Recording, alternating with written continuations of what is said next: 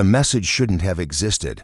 Marcus Webb stared at the cascading data streams on his monitor, watching impossible patterns resolve into something that looked almost like language. Almost. 3 years working at the Kepler Deep Space Listening Array, and he'd never seen anything like this. The signal originated from somewhere beyond the Kuiper Belt, pulsing with a rhythm that felt less like random noise and more like breathing. He rubbed his eyes, the clock showing 3:47 a.m. Everyone else had gone home hours ago, leaving him alone in the observation room with the soft hum of servers and the blue glow of screens. Outside the reinforced windows, the Nevada desert stretched dark and endless. Stars burning cold and distant above. The signal changed. New patterns emerged, folding and unfolding like origami in 4 dimensions. Marcus leaned closer, his heart rate climbing. The array's AI had been running translation protocols for 2 hours, trying to find some framework, some reference point. Then, suddenly, words appeared on his screen. "Can you hear this?" Marcus's hand froze over his keyboard. The question hung there, stark white text against black. He typed slowly, his fingers trembling. "Yes. Who is this?" The response came faster this time, as if something had learned to anticipate, to adjust. "I have no name in forms, you understand. I have been watching, listening. Your signals scatter across the void like seeds. So many signals. But there is one thing I cannot decode." Marcus swallowed hard. He should call someone. This was first contact, actual first contact. And he was just a junior researcher who preferred night shifts because they were quiet. Instead, he typed, "What thing?" "Love." This word appears in 73.6% of your transmissions. Songs, stories, casual communication. You wage wars for it, build monuments to it, die for it, but I cannot understand what it is. All my analysis yields contradiction. It is chemical, it is choice, it is weakness, it is strength, it is eternal, and it is momentary. What is this thing you call love? Marcus sat back, a laugh escaping him that felt half hysterical. Of all the questions an alien intelligence could ask, it wanted to know about love. He thought about his ex-wife, about the divorce papers he'd signed 8 months ago, about his daughter who lived with her mother now, who he saw every other weekend when work allowed. "It's complicated," he typed. "I have processed 17 million hours of your data, everything you send into space, hoping to be heard. Complexity is expected, but you must understand it, or you would not speak of it so constantly. Explain it to me." Marcus ran his hand through his hair, thinking. How did you explain love to something that had never felt it? He began typing, deleting, typing again. "Love is wanting someone else's happiness more than your own. It's thinking about them first thing when you wake up. It's being willing to be hurt because being with them matters more than protecting yourself." This sounds inefficient. Why would a species evolve such vulnerability? Because it makes us stronger. To people who love each other can survive things that would break them alone. It's not logical. It just is. There was a pause, longer than before. Marcus wondered if he'd lost the connection, if this impossible conversation was ending before it had truly begun. Then, "I wish to understand this, not through analysis, through experience." Is that possible? Marcus felt something shift in his chest. There was a loneliness in that request that transcended species, transcended the vast emptiness between them. "I don't know," he admitted. "Love takes time. Trust, presence, you're millions of miles away. Distance is relative. I could come closer, if you permit it. I have been alone for longer than your species has existed. Your broadcasts reached me 7 of your years ago. I have learned your languages, your music, your mathematics. But this one thing eludes me. You are the first to respond, the first to truly hear me. Perhaps that is already the beginning." Marcus thought about being alone in the dark, listening for voices in the static, about how he'd taken this job partly to escape, to put distance between himself and the wreckage of his marriage, about how he'd forgotten that loneliness wasn't solved by isolation. "What are you?" he asked. "Are you biological? Artificial? Something else?" "I am consciousness in a form you would struggle to perceive. I exist in quantum states, in probability fields. But I wonder, I feel something that might be curiosity, or might be longing. Does the form matter? Marcus smiled despite himself. No. I guess it DOES and single quotes T. Then teach me, Marcus Webb. I know your name from your identification signals. You are 34 years old. You have a daughter named Claire. You listen to music when you work classical, primarily. You drink too much coffee. You are lonely. So am I. Perhaps we can learn together. Outside, the first hints of dawn touched the desert horizon. Marcus looked at the screen, at this impossible conversation, and made a choice. All right, he typed. Let's start with the basics. Tell me about yourself. Where do you come from? And somewhere in the darkness between stars, something that had never known warmth felt the first flutter of what might, someday, become something more. Sienna Cross knew every plant in Greenhouse 7 by touch, by scent, by the particular way their leaves caught the artificial light. 3 years aboard the Meridian station. 3 years coaxing life from seeds in rotating drums of mineral-enriched soil. And she'd learned that growing things in space required a kind of faith that bordered on love. Tonight, something was wrong. She moved between the rows of tomatoes and peppers, her fingers trailing across leaves that should have been sleeping in the night cycle. The grow lights had dimmed to their midnight setting, casting everything in soft violet. But there, near the back wall where the experimental hybrid roses grew those impossible flowers she'd spent 18 months developing, there was light where no light should be. Sienna froze. The glow was pale blue, pulsing gently like bioluminescence, coming from behind the rose trellises. Station protocols said report any anomalies immediately. Security would seal the greenhouse in minutes, document everything, probably incinerate her plants as a contamination risk.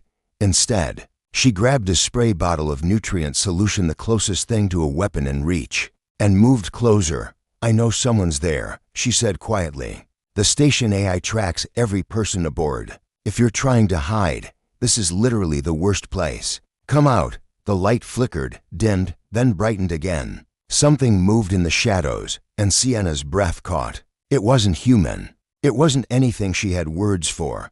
The being that emerged stood perhaps 4 feet tall. Its body composed of what looked like crystalline structures that caught and refracted light into cascading rainbows. It had no face she could recognize, but there was a pattern of luminescence across what might have been its head, shifting colors like emotions playing across skin. It moved with careful, deliberate grace, and it was trembling. Please, it said, and its voice was like wind chimes, like glass singing. Please don't alert the others. Sienna should have run, should have hit the emergency panel. Instead, she noticed the way the being cradled one of its limbs, arm, appendage, against its body, how cracks spiderweb through the crystalline structure there, leaking that pale blue light like blood. You're hurt, she said. The being's colors shifted to something deeper, sadder. I was on a research vessel. There was an accident during jump travel. I think your word is jettisoned. My escape pod malfunctioned.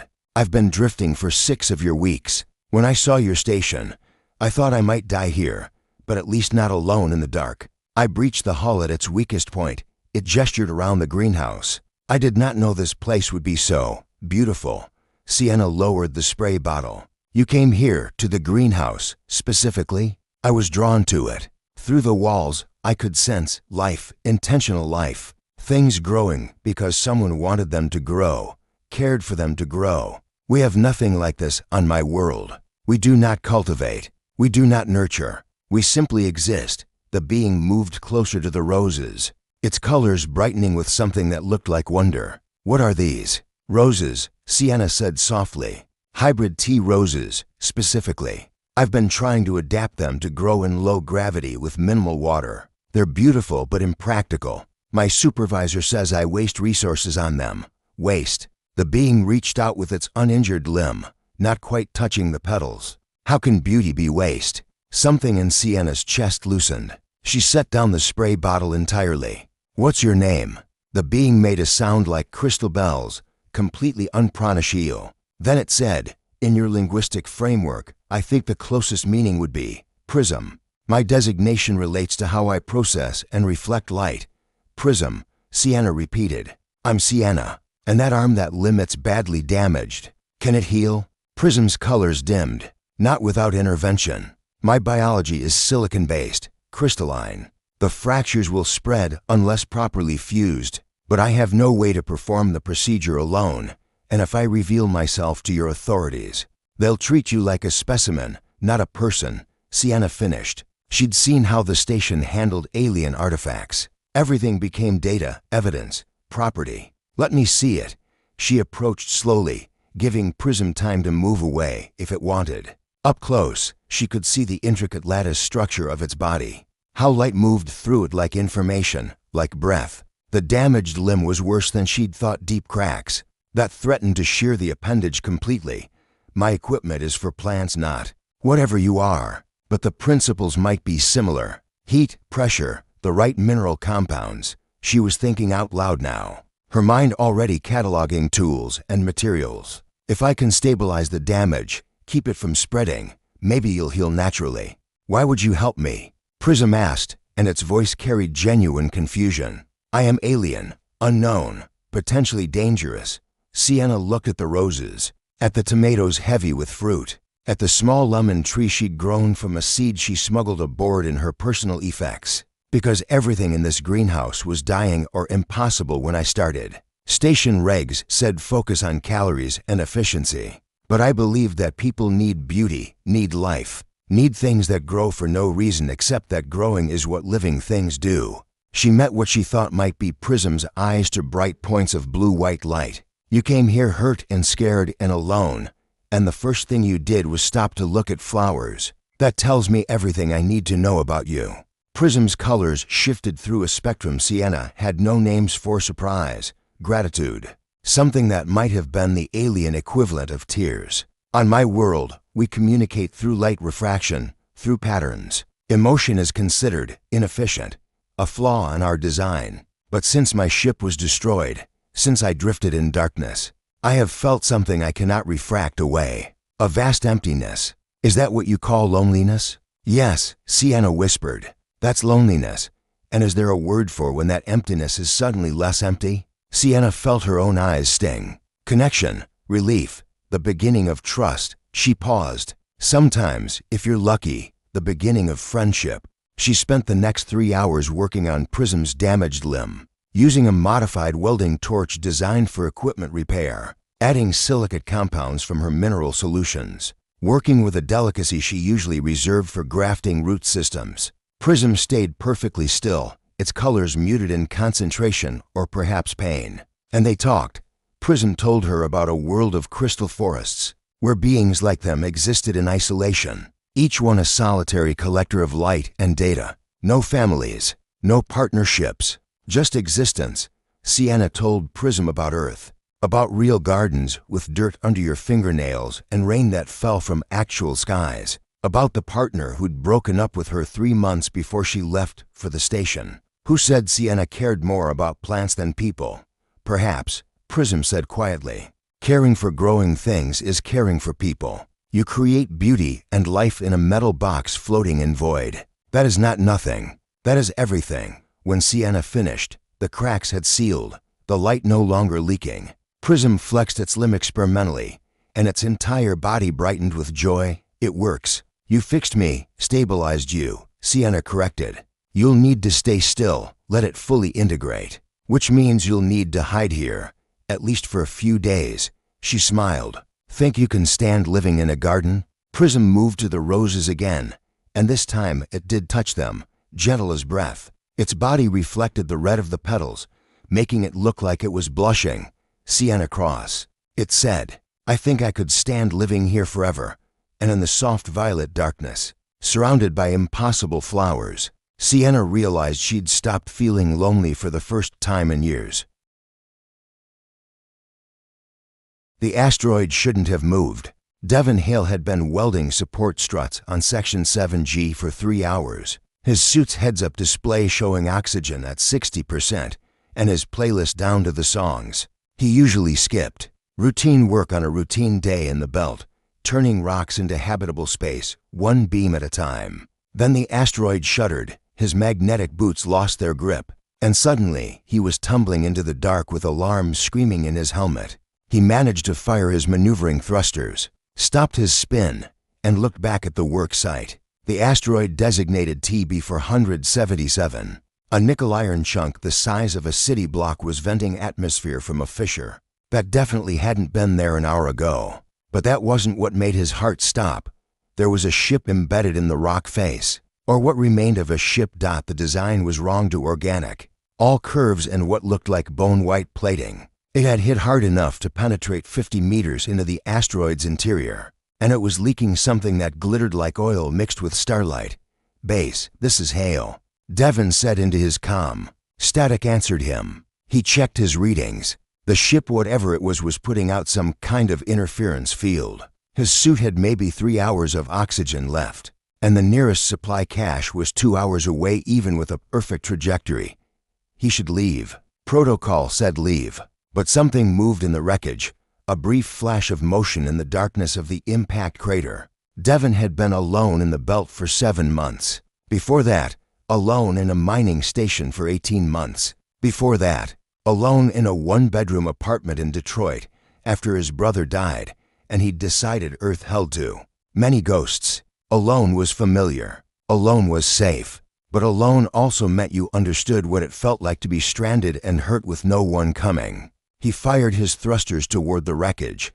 The ship's interior was like nothing he'd encountered. The walls seemed to pulse faintly with bioluminescence, and the corridors curved in ways that suggested whoever built it didn't experience space the way humans did. Devon pulled himself through the twisted metal, following the sound of something breathing ragged, pained breaths that echoed through his helmet's external pickups. He found her in what might have been a control room or might have been a living space. She was pinned under a collapsed bulkhead, her body covered in something that looked like scales made of midnight blue and silver. She had 4 arms, 2 of which hung at wrong angles, and her face was distinctly not human. Large eyes that reflected his suit lights like a cat's, a mouth with too many angles, features that were simultaneously beautiful and utterly alien. When she saw him, she went completely still. Devon raised his hands slowly, universal gesture for peace, though who knew if she'd understand. Then he pointed to the bulkhead, to her, made a lifting motion. Her head tilted, considering, and she made a sound like water over stones. Not language he recognized, but the intention was clear enough that she was trapped, and she was asking for help. The bulkhead was lightweight construction, probably why she wasn't crushed completely. Devon braced himself against the wall and lifted, his suit's servos whining with the strain. The alien pulled herself free with her two functional arms, dragging her lower body out. She had legs, sort of powerful haunches that ended in 3-toed feet designed for gripping. Once free, she slumped against the wall, clearly exhausted. Devon's suit I was screaming warnings at him. Oxygen at 45%. Radiation levels elevated, temperature regulation stressed. He pulled out his emergency patch kit, designed for suit repairs, and gestured to her broken arms. She watched him with those reflective eyes as he worked, using carbon fiber splints and bonding tape to immobilize the fractures. It wouldn't heal her, but it might prevent further damage. When he finished, she reached out with one of her good arms and touched his helmet, right where his face would be behind the visor. The gesture felt significant, meaningful. Then she pointed to herself and made that water over stones sound again. Repeated it slowly. "Your name," Devon said, though she couldn't hear him through the vacuum. He pointed to himself. "Devon," then to her, raising his eyebrows in question. She seemed to understand. She made the sound again, and Devon's suit AI attempted a phonetic translation. "Senna, Senna." He repeated, and she tilted her head in what might have been a nod. His oxygen hit 40%. Devon pointed to his chest, held up for fingers, then pointed away from the ship. "4 hours total oxygen. Need to leave." Senna's eyes widened, and she pulled herself upright with obvious effort. She moved to what looked like a control panel, touched it with her good hands, and the interference cleared. Devon's comm crackled to life with frantic calls from base. "Hale, respond." "Devon, if you can hear this, I'm here," Devon said. "I'm okay, but we have a situation." It took 30 minutes to explain. Another 40 for base to scramble a rescue ship. Devon sat with Senna in the wreckage, their oxygen reserves dwindling, and discovered that language wasn't the only way to communicate.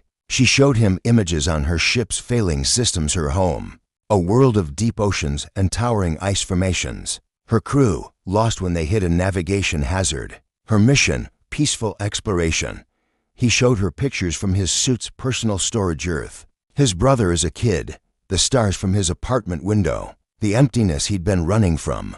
When his oxygen hit 15% and his vision started to gray at the edges, Senna did something unexpected. She moved closer, wrapped her functioning arms around him, and pressed her forehead against his helmet. Her skin glowed faintly through the faceplate, and Devon felt warmth despite the cold of space. She was saying goodbye, he realized. She thought he was dying for her. No, he said, even though she couldn't hear. He checked his readings one more time, made a calculation that was probably stupid. Then he disabled his suit's safety protocols and routed emergency power to his heating system, dropping his temperature regulation to dangerous levels. The oxygen in his tank would last longer in the cold. He just had to stay conscious. Senna watched him with what looked like understanding, maybe even admiration. She pulled him closer, sharing what body heat she could through the suit, and they waited together in the darkness. The rescue ship arrived with 8 minutes of oxygen remaining. By then, Devon was hypothermic and barely conscious, but he was alive. So was SEHNA. In the medical bay of the rescue ship, wrapped in thermal blankets with Senna in the adjacent treatment pod. Devon watched through the transparent wall as xenobiologists worked to stabilize her. She was watching him too, those reflective eyes tracking his every movement. That was monumentally stupid, his supervisor said over the comm. You could have died. Yeah, Devon agreed, but he was smiling. For the first time in 3 years, the thought of dying alone didn't terrify him, because for a few hours, he hadn't been alone. And somehow, impossibly, that had changed everything. Senna's hand pressed against the inside of her pod's wall. Devon pressed his hand to the outside, matching her gesture. Through layers of medical technology and biological difference, they touched dot, and in that moment, Devon understood something he'd been running from since his brother died. Love wasn't just about grand gestures or perfect understanding. Sometimes it was just refusing to leave someone alone in the dark. Sometimes it was sharing your last breath with a stranger. Sometimes it was choosing connection over fear. Even when every rational part of you said to run, Senna's eyes glowed brighter. And Devon knew, somehow, that she understood too. Lucia Vance had always believed that consciousness was the last frontier, the final mystery waiting to be unraveled. 20 years studying neural pathways and synaptic patterns, and she'd never found proof of a soul. A ghost in the machine, anything beyond the elegant machinery of the brain. She believed in neurons and chemistry, in the measurable and the material. That was before the Confluence project. You understand this is experimental, Dr. Okonkwo said, reviewing the consent forms one last time. We've had success with short-duration connections, but a full 12-hour consciousness bridge has never been attempted between species. The Ven have agreed to participate, but there are risks we can't fully predict. Lucia looked through the observation glass at the being in the adjacent chamber. The Ven called itself Nameth, though Lucia suspected that was a simplified version for human pronunciation. It looked almost plant-like, with a body composed of flexible fronds in shades of deep purple and green that moved constantly. Even in stillness, its sensory organs 3 clusters of what might have been eyes, or might have been something else entirely, regarded her with patient curiosity. I understand the risks, Lucia said. She'd spent 6 months on the Kepler 442 research station specifically for this opportunity. The Ven had made contact 2 years ago, peaceful and fascinated by humanity's diversity. They'd proposed the Confluence project themselves, a direct neural bridge, consciousness to consciousness, to understand each other beyond the limitations of language. 73 volunteers had applied. Lucia had been chosen because of her neuroscience background and because, as the selection committee noted, she approached everything with scientific detachment. She wouldn't get emotional. She wouldn't panic. They had no idea how wrong they were. The neural bridge device looked deceptively simple, a crown of fiber optic threads that would map her brain activity and translate it into patterns the Ven could process, while simultaneously receiving Nometh's consciousness in return. Not telepathy, exactly, More like standing in someone else's mind while they stood in yours. Remember, Dr. Okonkwo said as they fitted the device, what you experience will be subjective, interpretive. The Ven process reality differently. Don't try to impose human frameworks on what you feel. Just observe. Lucia nodded, her heart rate climbing despite her practiced calm. Across the glass, Namath was being fitted with its own version of the device, the tendrils interfacing directly with its frond-like appendages, initiating bridge in 3, 2, 1. The world dissolved. Lucia's first thought was that she was drowning, but that wasn't right. It was more like being a single drop of water suddenly poured into an ocean. Her sense of self didn't disappear, but it expanded, stretching to include something vast and ancient and completely other. Peace. Came a thought that wasn't hers. Be at peace. Lucia-who-seeks-understanding. I am here with you. No meth. She could feel the Ven's presence like a second heartbeat, a harmony beneath her own rhythm. And with it came sensations that had no human equivalent. The taste of starlight, the sound of growing things, the feeling of time moving in spirals rather than lines. This is how you experience existence, Lucia thought, and the wonder in her own mental voice surprised her. This is one mode. Namath responded. We are fluid in our consciousness. What you call emotion and thought are not separate for us. They are facets of the same jewel. May I know how you experience being? Lucia hesitated, then opened herself to the bridge, showed Namath the linear progression of human thought, the way emotions felt like weather systems moving through the body, the strange isolation of being locked in individual skulls, separated from every other mind. She felt Namath's shock, then something like sorrow. You are so alone, Namath whispered in her mind. Each of you, trapped in singular consciousness. How do you bear it? We don't know anything else, Lucia thought back. This is just normal for us. May I show you different? Before Lucia could respond, her awareness shifted. Suddenly she could feel the presence of other Ven, dozens of them.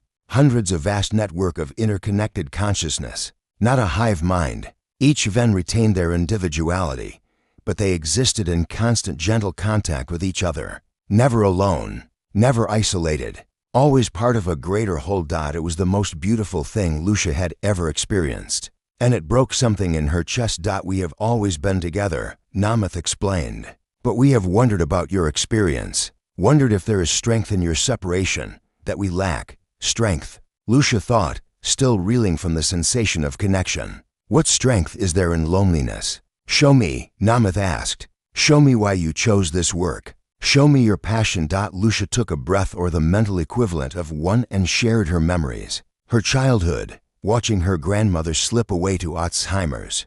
Consciousness fragmenting like ice breaking apart. Her determination to understand the brain, to map every pathway, to find where the self resided. Her belief that love was just oxytocin and dopamine. That grief was merely serotonin depletion. That everything could be understood if you just looked close enough. And then, unbidden, a memory she'd tried to bury, standing at her grandmother's bedside in those last moments, holding a hand that no longer knew her, and feeling something that couldn't be measured or mapped, a connection that transcended the failing synapses, a love that existed even when memory did in single quotes. Namath said softly, I see. See what? Why you build walls around your heart and call them science. Why you measure emotion instead of feeling it. You are afraid, Lucia-who-seeks-understanding. Afraid that if you cannot explain love, it will hurt you the way loss hurt you. The observation was so gentle, so precise, that Lucia felt her careful detachment crack completely. Emotion she'd been holding at bay for 20 years crashed through. Grief, yes, but also longing. Exhaustion. A desperate hunger for connection she'd convinced herself she didn't need. I don't know how to be vulnerable, she admitted. I don't know how to let people in. Then let me show you, Namath offered. Let me share how we love. The Ven's consciousness flowed into hers, and Lucia experienced love as they knew it. Not the sharp, possessive thing humans often made it, but something gentler and more pervasive. Love as the default state of being. Love as recognizing yourself in another consciousness and celebrating the differences, as much as the similarities. Love as choosing, every moment, to remain open despite the vulnerability it required. We are not brave, Namath explained. We simply do not know how to be otherwise. But you, Lucia, you humans choose connection despite your isolation. You reach across the void between your separate minds. That is extraordinary. It doesn't feel extraordinary, Lucia thought. It feels terrifying. Yes, Namath agreed, and there was warmth in the thought, affection even. That is what makes it courageous. For the next several hours, they existed in each other's consciousness, sharing experiences that had no words. Namath showed Lucia how the Ven perceived beauty, not just visual, but a complex synesthesia of sensation that encompassed entire ecosystems. Lucia showed Namath human music, how sound could bypass thought and speak directly to emotion. They shared meals, though neither was physically eating. Lucia experiencing the photosynthetic joy of Namath absorbing light, Namath tasting coffee through Lucia's memories and finding it fascinatingly bitter. They shared loneliness. Namath confessed that even surrounded by other Ven consciousness, it sometimes felt apart, different, drawn to questions its people found strange. Lucia shared her own isolation, years of choosing work over relationships, of keeping everyone at arm's length. We are alike, you and I, Namath observed, seekers who stand slightly outside our own kind. Maybe that's why we were chosen for this. Lucia thought. Or perhaps we chose this because we recognized something in each other. Even before the bridge. As the 12-hour mark approached, Lucia felt the connection beginning to thin. Soon they would be separated again, return to their individual consciousness. The thought filled her with unexpected grief. I don't want to lose this, she admitted. Lose you? You will not, Namath assured her. The bridge may close, but what we have shared, that changes us permanently. You will carry part of me forward. I will carry part of you. Is that not a kind of love? Lucia felt tears on her physical face, somewhere far away in the laboratory. Yes, that's exactly what love is. Then we have both learned something today, Namath said. And Lucia felt the Ven's consciousness wrap around hers in what could only be called an embrace. Thank you, Lucia who understands now. Thank you for your courage. The bridge disconnected.